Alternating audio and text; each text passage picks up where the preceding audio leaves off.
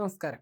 ജാമ്യത്തിലിറങ്ങിയതിന് തൊട്ടു പിന്നാലെ സമൂഹമാധ്യമങ്ങളിലൂടെ വീണ്ടും അപകീർത്തികരമായ വീഡിയോ പ്രചരിപ്പിച്ച സംഭവത്തിൽ അറസ്റ്റിലായ വിവാദ യൂട്യൂബർ രാജൻ ജോസഫ് റിമാൻഡിൽ. മുൻപ് അറസ്റ്റിലായപ്പോൾ തന്നെ തല്ലിയെന്ന രീതിയിലുള്ള വാദങ്ങൾ രാജൻ ജോസഫ് ഉയർത്തിയിരുന്നു. ഇതിന് പിന്നാലെ എന്നെ തല്ലിയവന്റെ കൈ വെട്ടും എന്ന രീതിയിൽ ഇയാൾ ഫേസ്ബുക്കിൽ പോസ്റ്റ് ഇട്ടിരുന്നു. ജാമ്യ വ്യവസ്ഥകൾ ലംഘിച്ചെന്ന് കാണിച്ച് അടൂർ പോലീസാണ് ഇപ്പോൾ ഇയാൾക്കെതിരെ നടപടി സ്വീകരിച്ചിരിക്കുന്നത്. കേസിലെ കൂട്ടുപ്രതിയായ സിവി ജോസഫിനായി പോലീസ് അന്വേഷണം ഊർജിതമാക്കിയിട്ടുണ്ട്. കോൺഗ്രസ് നേതാവും പത്തനംതിട്ട ജില്ലാ പഞ്ചായത്ത് അംഗവുമായ ശ്രീനാദേവി കുഞ്ഞമ്മ നൽകിയ പരാതിയിലാണ് പോലീസ് കേസ് രജിസ്റ്റർ ചെയ്തത്. കേസിൽ രാജൻ ജോസഫ് ഒന്നാം പ്രതിയും സിവി രണ്ടാം പ്രതിയുമാണ്.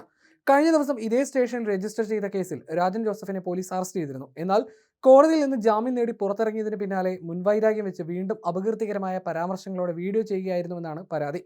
നേരത്തെ ശ്രീനാദേവി കുഞ്ഞമ്മ നൽകിയ പരാതിയെ തുടർന്ന് ജാമ്യമില്ലാ വകുപ്പ് പ്രകാരം കേസെടുത്തതോടെ രാജൻ ജോസഫ് ഒളിവിൽ പോവുകയായിരുന്നു. തുടർന്ന് അടൂർ പോലീസ് നടത്തിയ അന്വേഷണത്തിൽ ഈ മാസം 11 രാത്രി എറണാകുളത്ത് വെച്ചാണ് ഇയാളെ പിടികൂടിയത്. 2025 ഒക്ടോബറിൽ ശ്രീനാദേവിയെക്കുറിച്ചുള്ള ഒട്ടേറെ വീഡിയോകൾ രാജൻ ജോസഫ് സമൂഹമാധ്യമങ്ങളിൽ പോസ്റ്റ് ചെയ്തിരുന്നു. അന്ന് അടൂർ പോലീസിൽ പരാതി നൽകിയിരുന്നു. തുടർന്ന് എഫ്ഐആർ ഇട്ടെങ്കിലും തുടർ നടപടി ഉണ്ടായില്ല. പിന്നീട് 2026 ജൂണിലും സമാന രീതിയിൽ വീഡിയോ സമൂഹമാധ്യമങ്ങളിൽ പോസ്റ്റ് ചെയ്തു. ഇതോടെയാണ് ശ്രീനാദേവി വീണ്ടും പരാതിയുമായി പോലീസിനെ സമീപിച്ചത്.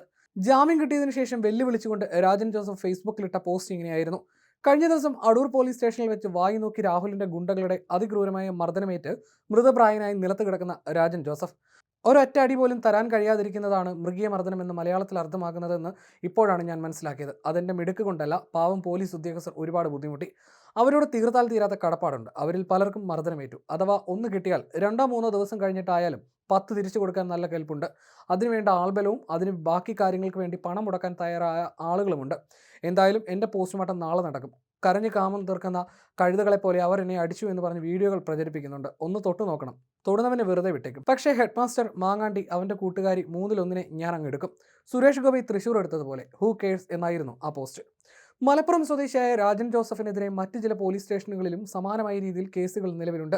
ശ്രീനാദേവി കുഞ്ഞമ്മയുടെ പരാതിക്ക് പുറമെ വയനാട് ചൂരൽമല ഉരുൾപൊട്ടൽ ദുരന്തത്തിൽ സർവ്വതും നഷ്ടപ്പെട്ട നൌഫൽ എന്ന യുവാവിനെതിരെയും ഈ യൂട്യൂബർ വ്യാജ പ്രചരണം നടത്തിയിരുന്നു. ദുരന്തബാധിതർക്കായി ഒരുക്കിയ പുനരധിവാസ ടൗൺഷിപ്പിലെ നൌഫലിന്റെ വീടിന്റെ മുകൾ ഭാഗത്ത് വിള്ളൽ വീണത് വലിയ വാർത്തയും വിവാദവുമായിരുന്നു. ഇതിനു പിന്നാലെ നൌഫലിനെ വ്യക്തിപരമായി അധിക്ഷേപിച്ചും വ്യാജ ആരോപണങ്ങൾ ഉന്നയിച്ചും രാജൻ ജോസഫ് നിരന്തരം വീഡിയോകൾ ചെയ്തിരുന്നു. യൂട്യൂബറുടെ ഈ ക്രൂരമായ വേട്ടയാടൽ കാരണം തന്റെ ജീവിതം പ്രതിസന്ധിയിലായെന്ന് നൌഫൽ തുറന്നു പറഞ്ഞിരുന്നു. ഇയാൾ നിരന്തരം ചെയ്യുന്ന അപകീർത്തികരമായ വീഡിയോകൾ കാരണം തനിക്ക് ജോലിക്ക് പോകാൻ പോലും പറ്റാത്ത അവസ്ഥയുണ്ടായെന്നും മാനസികാവസ്ഥ തകർന്ന നിലയിലാണെന്നും നൌഫൽ വ്യക്തമാക്കിയിരുന്നു. നിരന്തരമായ ഈ അധിക്ഷേപങ്ങൾ കാരണം വലിയ മാനഹാനി ഉണ്ടാകുന്നതായി ചൂണ്ടിക്കാണിച്ച് നൌഫൽ വയനാട് ജില്ലാ പോലീസ് മേധാവിക്ക് പരാതി നൽകിയിരുന്നു. ജാമ്യ വ്യവസ്ഥകൾ ലംഘിച്ച് വീണ്ടും കുറ്റകൃത്യം ആവർത്തിച്ച പശ്ചാത്തലത്തിൽ പ്രതിക്കെതിരെ ശക്തമായ തുടർ നടപടികളുമായി മുന്നോട്ട് പോകാനാണ് പോലീസിന്റെ തീരുമാനം.